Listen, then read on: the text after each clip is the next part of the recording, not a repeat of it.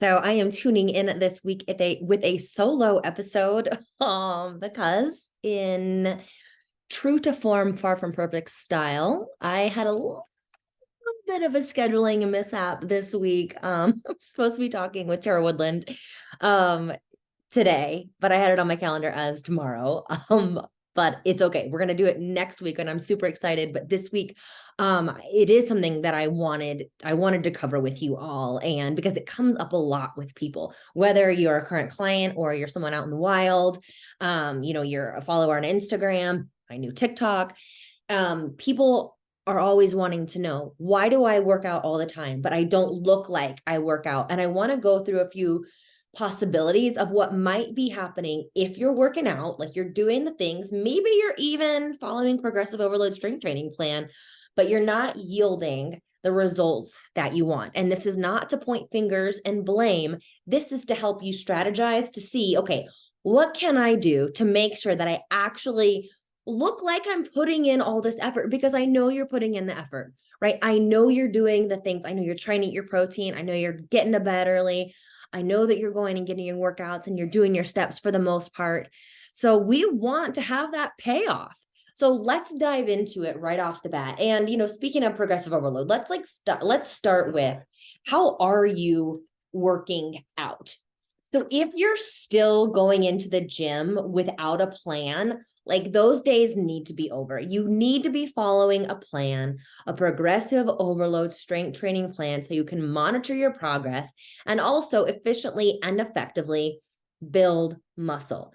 We want building muscle to be our main focus, even if you don't want to be a bodybuilder, right? It's not about that. It's about having this foundation. If you want to look lean and athletic, if you want to be athletic, you need to have muscle. You need to be focusing on getting stronger. And you just don't get that with your reformer classes, with your Orange Theory, with your F45, with the circuits, with the boot camps, with the spin, right? Those things are fun. They have a place. We can do them once or twice a week, but we don't want that to be the main focus of our workouts, right? We want to be lifting weights and not just going into the gym and like not having a plan, but understanding, okay, when I go into the gym on Tuesday, this is what I'm going to be doing. And I'm improving this week because today I got 10 reps instead of 8 reps last week at the same weight, or because I went up 2.5 pounds in this move compared to last week, or I was able to do one more set, or I am able to squat deeper. I've got better range of motion, better form. This is why it's important to be following this plan so you can track your progress. Taking a sip of coffee. It's decaf. It's late, but I feel I just needed that mood. So that's the first thing. We want to make sure that we're following a progressive overload training plan. You've got a plan when you go into the gym. And then I was actually talking about this with a woman today at the gym, and I've watched her body transform over the last, probably 6 months. So we were talking about it.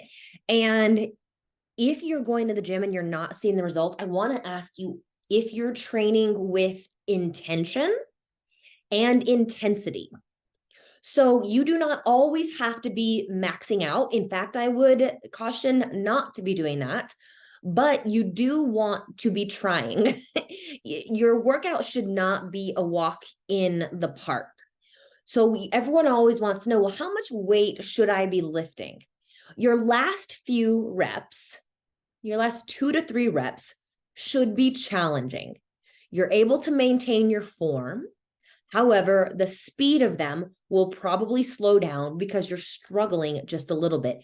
If you're not reaching that point of struggle, then you're leaving a lot of gains on the table. And this is where working with someone in person becomes very beneficial, because a lot of us are not able to push ourselves like someone else could push us. Like we just don't understand our limits. Now, there are some of you out there who can do that.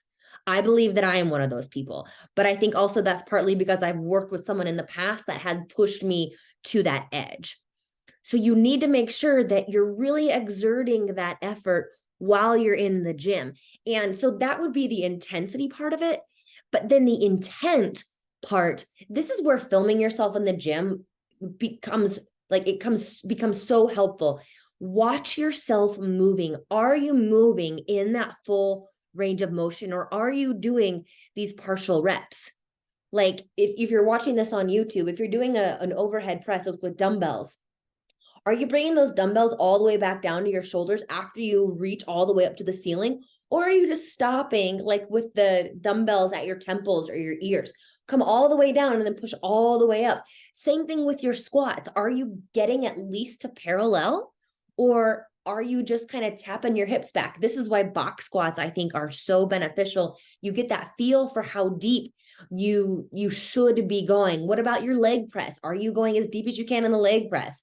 What about your pull-ups or your lat pull downs? Are you finding that full extension at the top where you get that real big stretch through your lats, or are you leaving some room on the table? So all of these things are really, really important in terms of the way that you're actually training. And then another note on this, right? We talk a lot about rest time in between our sets. If you don't need that 3 minutes rest between your compound lifts, like your squat, your deadlift, your bench press, your overhead press, there's a really good chance that you could be pushing harder during those working sets, right? I know, so a lot of times when people come to us and they start strength training, they start breezing through their workouts because, they're doing 3 sets of like 5 to 8 reps. Well, that doesn't take very long, especially if you're not going very heavy and if you don't need much rest in between your sets. But if you are squatting as heavy as you can for those 5 reps, that is a cardiovascular endeavor. Like your muscles are going to need time to recover in order for you to hit that top weight for your next following sets. So if you don't feel like you need that rest in between your big compound movements, I would have you assess, can I lift heavier?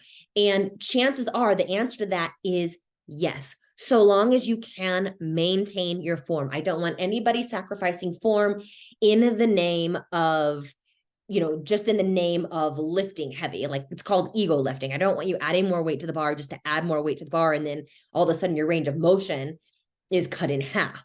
But all of these things together are what will ensure that you're getting the most bang from your buck while you are training. So that rest time matters between your sets. Because also, if you don't, let's say you are lifting heavy enough, but you're not resting that full 3 minutes or so between your sets, well, then you're also not going to be able to hit as many reps for those following sets if you actually did rest. And if you're not lifting as heavy as you possibly can, then you're also leaving gains on the table. Keep in mind, our goal here is to build muscle, not to look like a bodybuilder, unless that's your goal, but just to look like we are putting in the effort that we're putting forth. So those are the big things with training, but also on the flip side of this, we want to make sure we're training in the right way. Are you overtraining? Do you have rest days in? Does your body have time to recover? Because if your body doesn't have time to recover, it's not going to have time to grow muscle. So are you always just breaking down the muscle without giving it an opportunity to build? Long gone are the days where you're lifting 6 days a week, or even working out 6 days a week. You've got to give your body time to recover. There is no such thing as overtraining. This is what people say. There's no such thing as overtraining. You're just under recovered. So if you are dreading your workouts, if you are tired during your workouts, if you're not seeing the results of your workouts, check in. Are you doing too much? That's a very big possibility. A lot of times people will scale back on what they're doing because they are going to 5 classes a week. Every time we start a round of our program, I mean, this secrets come out of the woodwork, or however that saying goes. Okay, I was doing this many group classes, and then I was coming home and I was running on the treadmill, and then I'm trying to lift after work. That is too much. Have I been there? I have been there. And did it work? I mean, maybe it did, but I was in my 30s. Now I understand how my body, I wish I knew now what I knew then, because I just feel like I would have been ahead of the curve. I mean, we don't know what we don't know. But I'm telling you, if that's you, if you're like getting up early to go to a group fitness class or even just your workout, and then you're coming home and doing something else and you're doing cardio at night, or vice versa, you're doing your HIIT class in the morning and then you're lifting at night, that is just too much. It's unnecessary. It's a bunch of volume that we just don't need. So whether it's strength training or just training or exercising too many days a week, I want to go back to our initial training conversation, this volume. So we don't have to be doing 8 different lifts every time we go into the gym. And this is one of those things that changed the most for me once I started following a progressive overload training plan. Like I used to go into the gym and I would be doing like 16 different movements, supersetting this, trisetting that, circuiting that, burpees in between everything, squat jumps between this and that. That is just too much there, and it's absolutely unnecessary. And I know this still goes on because I see people at the gym doing it. It's not my place to say, hey, Susan, do you know that if you did this, you get better results? Like, I'm never going to be that person. But if you see Susan or you are Susan, let's stop doing that. It's not giving you the benefit that you think it is. Like, it's not giving the payoff that you think it is. It feels productive in the moment because you're doing something, but there is absolutely no payoff besides that busyness factor. So allow yourself to chill between sets, cut way back on the volume, right? 4 exercises, 5 exercises, 3 sets, 4 sets, sometimes 2 sets, depending on how your program is set up. Like for me, I just started a new mesocycle. So mesocycle, that's what we refer to as blocks with our elemental programming membership. The first part of the mesocycle, I only have 2 sets of these exercises, right? And that's another way to progress. So then next week I'll have 3 sets of some of them. So this is how we know we're getting stronger, more conditioned. We start doing more sets. We start doing more reps. We start increasing our weight. These are all forms of progress that I want you guys all to be aware of, because I think we all get caught up in the only form of progress is, am I getting leaner? And is the scale going down? Well, when you're living in maintenance, like I know you need to do, and I preach it, we have to find these other markers of progress so we don't drive ourselves bonkers when we're in maintenance, because we're not seeing like these physical changes that we want, but we're maintaining. That's what we want. But I digress. Let's get back to that rest conversation. If you're overtraining, you're not going to see those results. Your muscles aren't going to have time to grow. You will not be getting leaner. Your body's just going to be tired. Chances are your body's going to be inflamed, especially if you're in perimenopause. So if you're in your 40s and above, just cut back. Less is more. More is not better.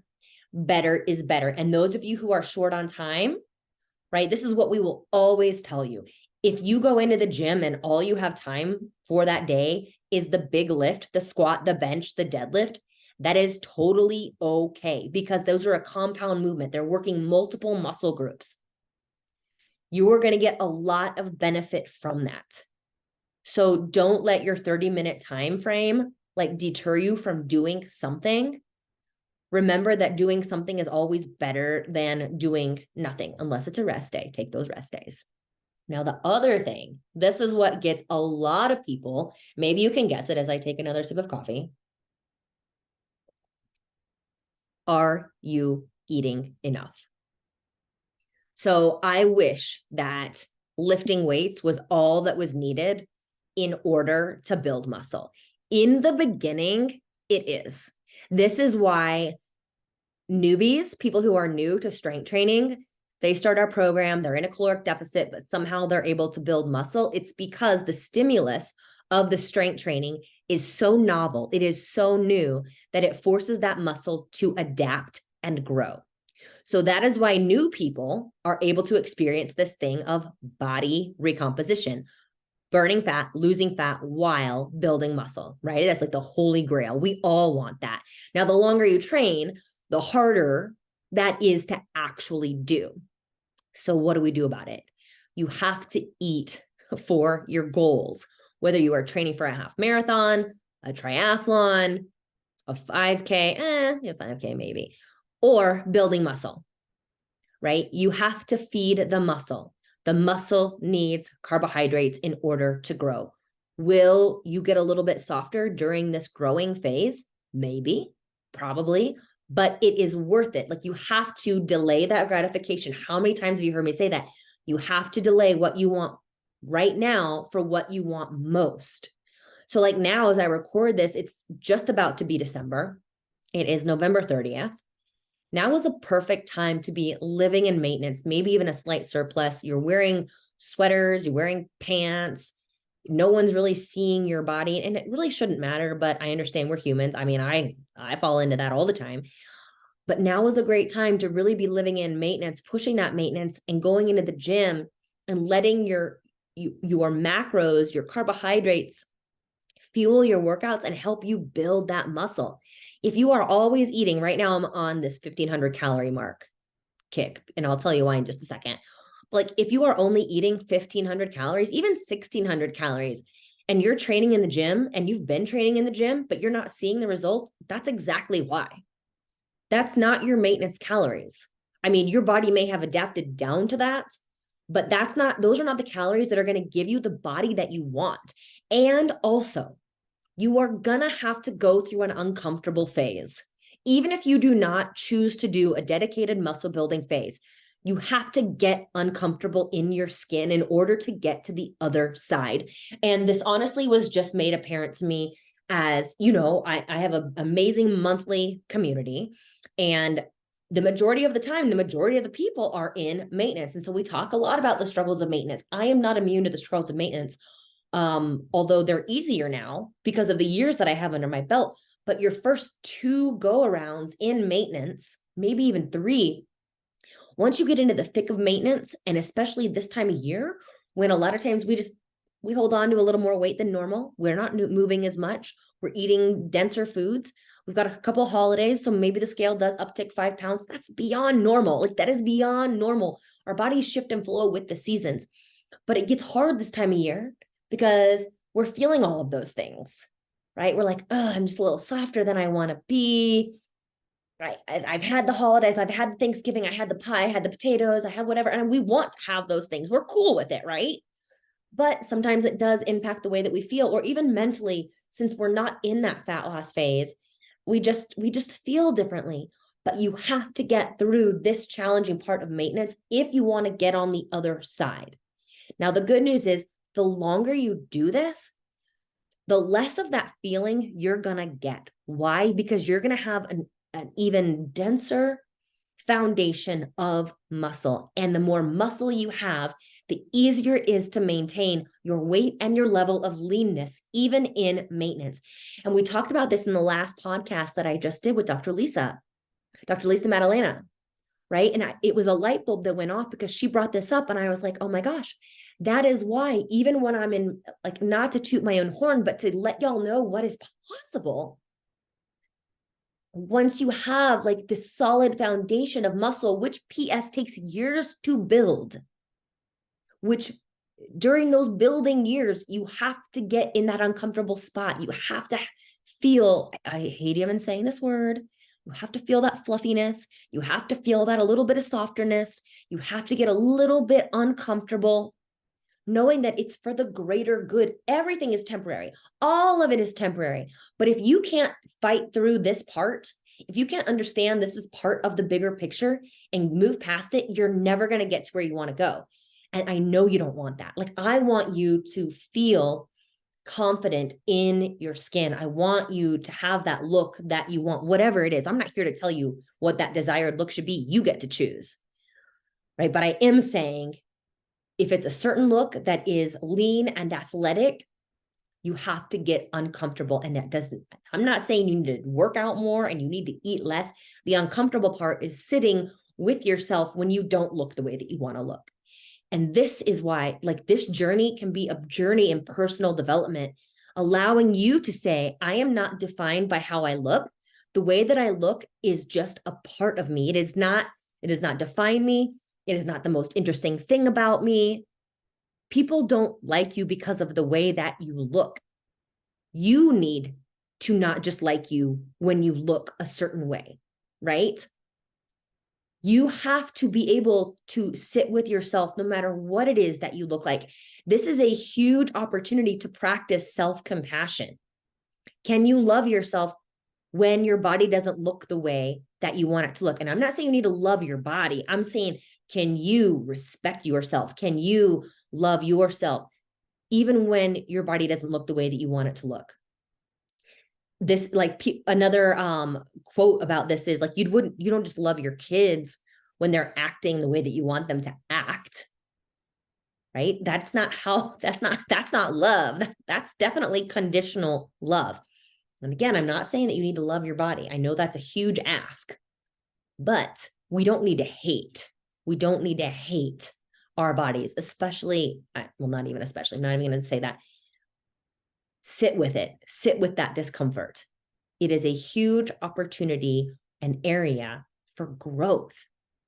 And once you get a couple years under your belt, you're going to get to the other side. The problem is most people won't get there because they won't sit with that discomfort. Growth is hard. And I will talk about this in my end of the year wrap up, but I'm going to tease it right now. I personally feel I'm in this area of growth right now, and it is killing me. It is hard. It is uncomfortable. I do not like it, and I want to quit. That is the same as living in maintenance. We do not like it. Our body doesn't feel the way that we want it to.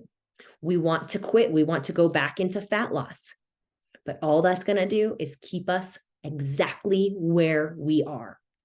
So allow this physical transformation to be something even more.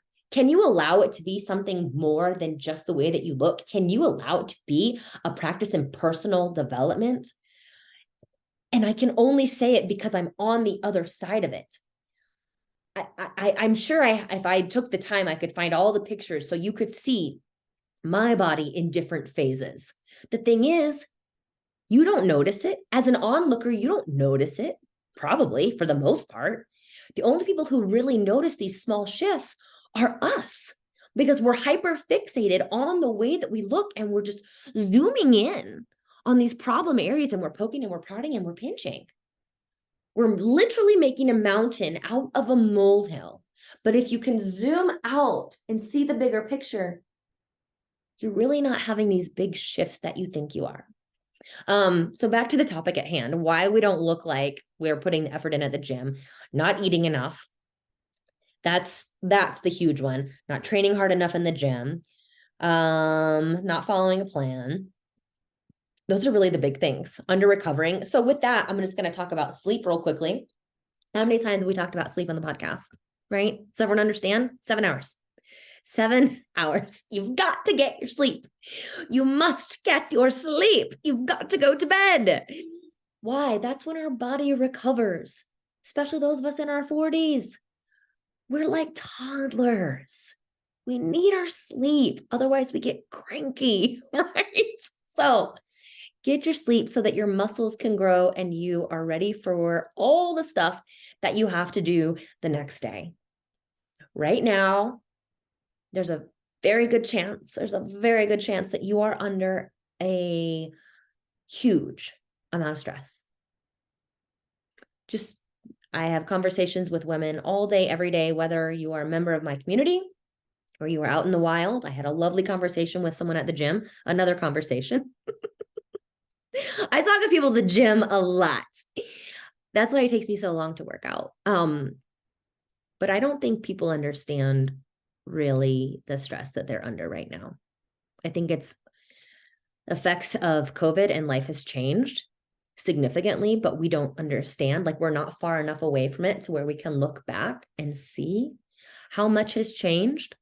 But if you're always stressed, also your body is stressed, and your body will not thrive when it's perceiving constant threats. So sleep is just one way, and it's one of the best ways we can recover from that stress. A big part of it is managing our perception of the stress. Remember, therapy conversation. Oftentimes we need someone else to help walk us through these situations or just get stuff off of our chests. But how does this tie back to I work out, but I don't look like I work out? If you're overly stressed, you're not going to have the physical results that you want. Eating enough, sleeping enough, When it comes to the midsection, got to always check in with alcohol. Yeah, not telling you not to do it, just telling you to be really picky and choosy, and tie it back to our sleep conversation. It's messing with your sleep. Sleep's going to mess with the muscles. Muscles are going to mess with the way that you look. So really doesn't add to our lives. So be really judicious in when you choose to imbibe, how often and how much. But those are the big things. I mean, I would really encourage you to take a look at your training. Are you getting that full range of motion? Are you challenging yourself with the weights? One thing that I've noticed come up is if the weight that you lift is not changing from when you are living in maintenance to when you go into fat loss, I would venture to guess you could lift more when you are in maintenance. Okay. So earlier this year, I started a fat loss phase, probably May, end of April, May. And I did hit a deadlift PR in the beginning of that fat loss phase. But after that, it was downhill. So think about it. If your maintenance macros, if you're having at least 200 grams of carbohydrates while you're in maintenance, 200, 220, 230, yes, that is possible. Many of our clients, myself included, that's the carbohydrates that we eat when we're in maintenance.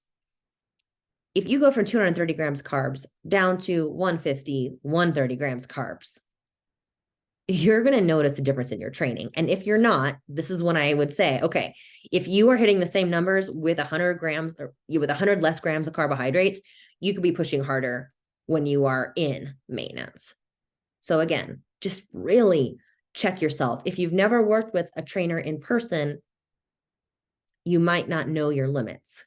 Like you should be cussing at the end. It should be really, really hard. Not every single set, not every single exercise, but definitely towards the end of your mesocycle, definitely your big compound lifts. Those are the ones that we really want to be pushing the envelope. So, and that's the nice thing about like our programming membership or our VIP community. Like you can submit a video. We want to see your working set. So then Alejandra can go in and say, okay, if this is your working set, you need to increase your weight, because she can tell by watching you move. You could increase your weight there. And I know sometimes we're afraid, but what's the worst thing that's going to happen? Right? You don't get it. You just don't get it. With deadlifts, this is why I like deadlifts more than squats, because if a deadlift is too heavy, you just can't pick it up. Whereas a squat, you might not figure out it's too heavy until you're like halfway down and then you got to like bail. But if it's too heavy, you just don't do as many reps. And then you know. So get a little like curious there, push yourself, see what actually happens. But those are the big reasons, you guys. I want you to get the results that you want, but it doesn't come from overtraining, under eating. You've got to periodize your nutrition.